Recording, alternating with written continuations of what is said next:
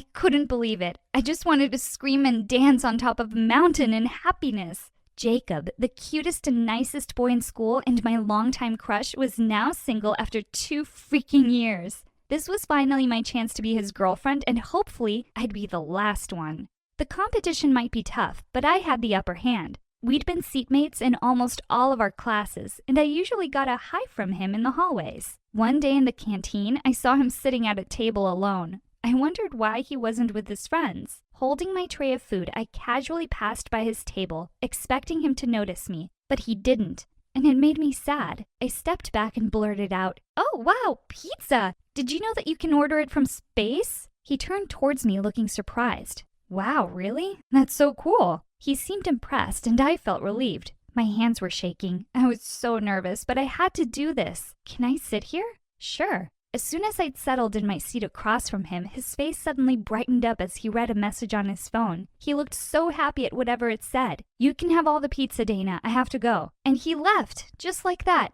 At least he'd given me his pizza. I'd just have to try harder next time. Over the next 2 weeks, I continued trying to get closer to him, and he was nicer to me, but he often seemed to be in a hurry. It disappointed me when I realized that he was giving other girls the same treatment. Ugh, I hate that feeling when you think you're special but you're not. This is not good. The next week was crucial. Something had changed about him. He looked so preoccupied whenever I saw him. He was always on his phone, smiling, and I didn't like what that might suggest. My gut feeling was confirmed when a piece of news left me speechless. Jacob had a new girlfriend already, and he'd posted their official couple photo on Instagram that day. It was Sam, a girl from another class. Why her? I mean, sure, she looked nice and delicate, and she always wore these modest, girly dresses, but what made her so much more special than me? I ranted and raved to my friends later that day. I really couldn't believe it. All my efforts had been a total waste. I tried to stalk Sam on Instagram, Facebook, Snapchat, Twitter, TikTok, and every other possible platform, but she didn't have any of them. She was clearly a very private person.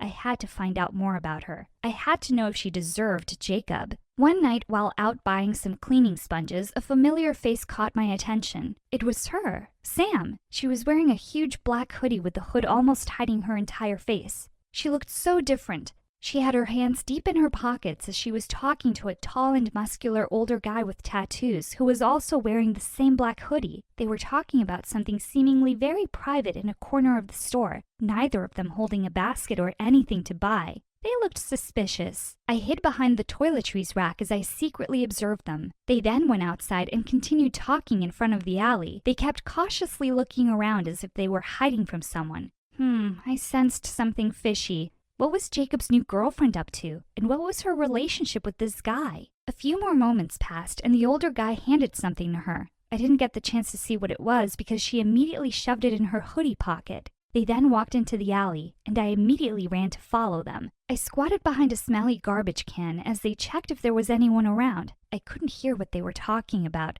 They looked like they were planning something, but why in an alley? I suddenly screamed when a huge rat crawled out of the garbage and jumped onto me. I instinctively sprang up and flung it off. Sam and the guy turned their heads in my direction, and I buried my face in the garbage can as if I were a beggar looking for leftovers. I almost puked at the smell. I absolutely stank when I went home that night, and I had to shower 3 times just to get the smell off. You're going to pay for this, Sam. I wasn't able to sleep well that night. I kept thinking about Sam. I could sense that something was wrong with her. If Jacob didn't end up with me, at least he should find a decent girl that he deserved, you know? But it would be really good if it were me. I wanted to chat with him to tell him about what I'd seen earlier, but I was worried that he'd think I was stalking his girl because I was jealous. Of course I was, but I had to keep it low-key. Boys should chase the girl, not the other way around. The next morning, while I was on my way to my locker, I accidentally bumped into Sam. "Sorry," she apologized. She dropped her bag in the process, and some books slipped out. I squatted down next to her to help her and was stunned when I saw one of her books. It was a huge black book about witchcraft. I lifted my head and met her cautious eyes, but she looked away immediately and snatched the book away.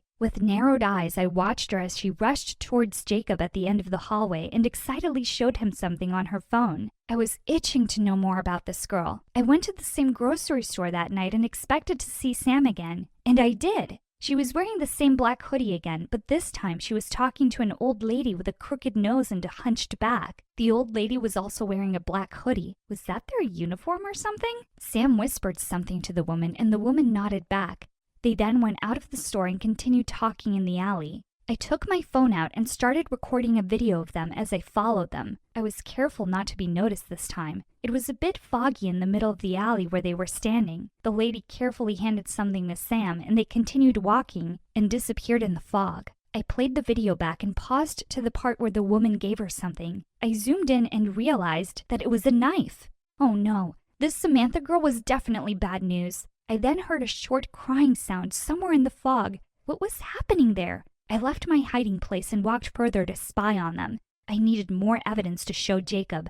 I finally made it out of the fog, but they were nowhere to be found. All I saw were car tracks and a dirty white shirt on the ground. Wait a minute, was that red stain on the shirt? I checked and realized it was blood. Oh my God, Jacob had to know about this. His girlfriend was dangerous. The next day at school, I couldn't concentrate on any of my classes. I was itching to tell Jacob what had happened last night. As soon as class was over, I gathered up the courage to finally talk to him outside the classroom. Hi, Jacob. Can I talk to you for a second?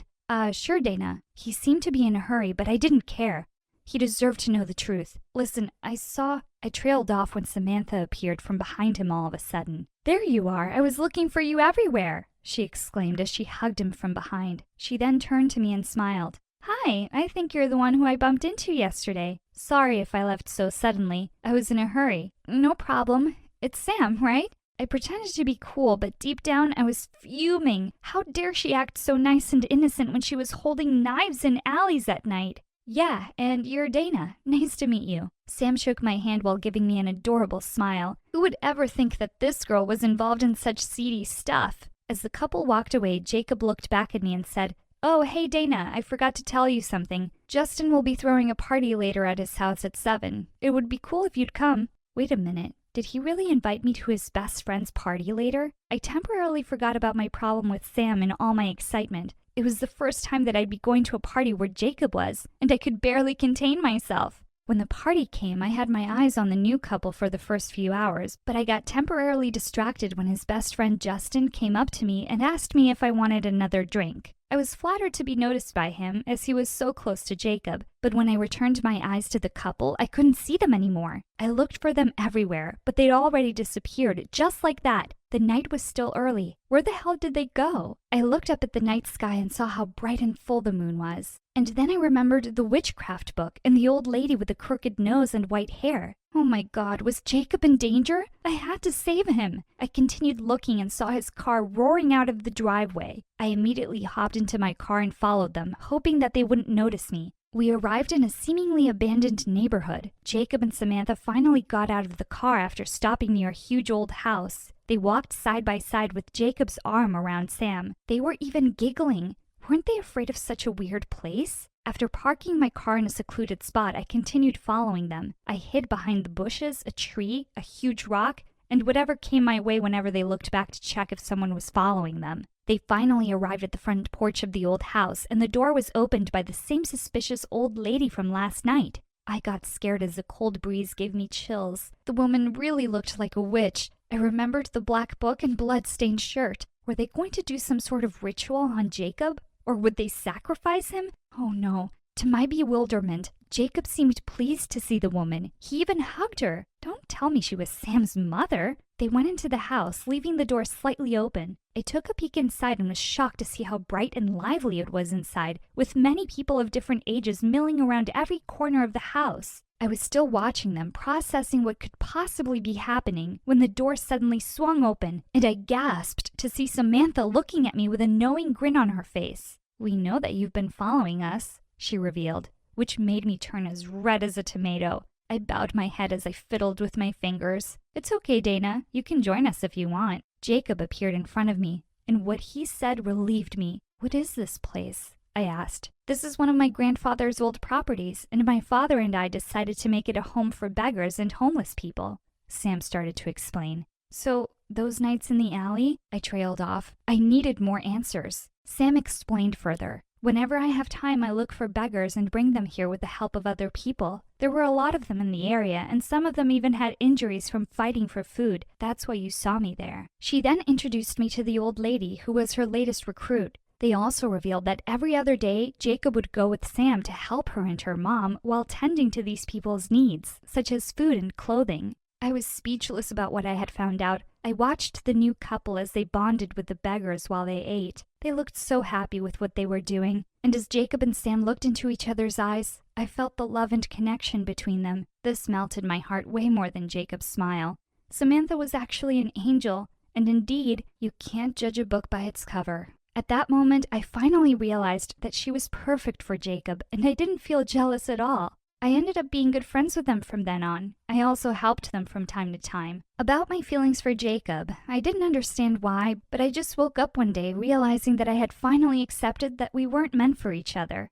A year passed, and we were only a month away from graduation. While the three of us were having lunch at a fancy restaurant to celebrate the birthday of Sam's dog, Jacob's best friend, Justin, showed up late. He was panting as he sat next to me and across from the couple. "Sorry I'm late. I got stuck in traffic," Justin explained. Despite the messy black hair and sweaty forehead, Justin still managed to look cute. He had this bad boy thing going on, but that was only his looks because he was actually timid. He scratched the back of his head as he sat beside me. I noticed that he was always nervous whenever he was near me. Or was I just assuming things? "Come on, dude, ask her already," Jacob urged Justin as he leaned back in his chair looking impatient. Will you go to prom with me?" Justin stuttered as he asked me. I had been waiting for him to ask me out, and finally he'd done it. I nodded at him as I blushed, and the boys did a happy fist bump. After graduation, Justin became my boyfriend. And throughout the years, Jacob and Sam inspired me and made me more mindful of homeless people and those in need.